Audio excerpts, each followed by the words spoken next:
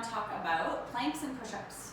So challenging exercises, there's a lot going on with planks and push-ups, can really cause problems in the upper back, neck, and shoulders if we don't do them properly. So I want to go over those technique pointers and also show you some ways to modify if you're not able to do full planks or push-ups, but you want to be able to get there. There's a few different ways that you could go about that.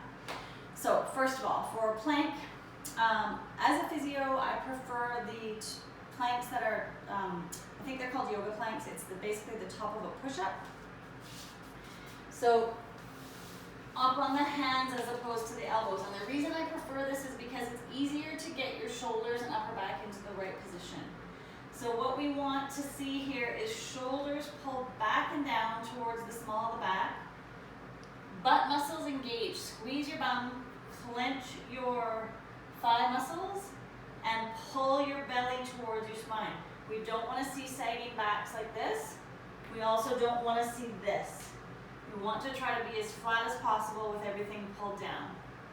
So this plank position, your head is looking down so your spine is staying straight. So you're not up here or down there. Everything's kind of in alignment here. Okay, so that is a full plank position. If you have trouble with your wrists, there's a couple things you can do.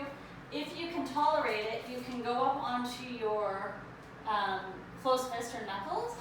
Another nice thing you can do is just grab some dumbbell weights if you have them, and you can actually hold on to them that way, and that makes it a little bit easier on your wrist as well. So that's your plank.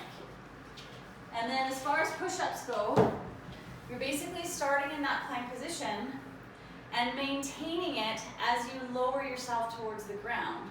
So a push-up really is just a dynamic plank with all the same principles.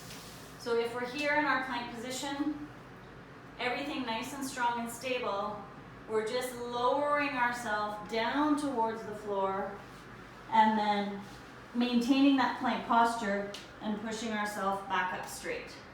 Keeping the elbows close to the side. Okay? So that's the ultimate goal in terms of planks and push-ups, but not everybody can get there for various reasons. If it's strength, if it's mobility, if it's technique issues, if it's pain or injuries, we need to be able to work around that. So one of the easiest ways to modify those things is just by varying the height of the surface you're doing it on. So when you're down on the floor, you have gravity totally working against you, but if you raise your surface, then it's going to make it easier. So if we go against a wall, then we can really not have a lot of gravitational force or body weight, and we can focus on the technique. So hands placed just outside of shoulders, shoulder blades pulled back and down. That's so important to protect your shoulders. Bum muscles engaged, thighs engaged, and tummy pulled towards your spine. We don't want to see arching backs here. We want it all pulled in. And then we can just go through the motions of lowering ourselves towards the wall with very little strenuous effort in terms of muscles being used. And you can really just focus on your technique there.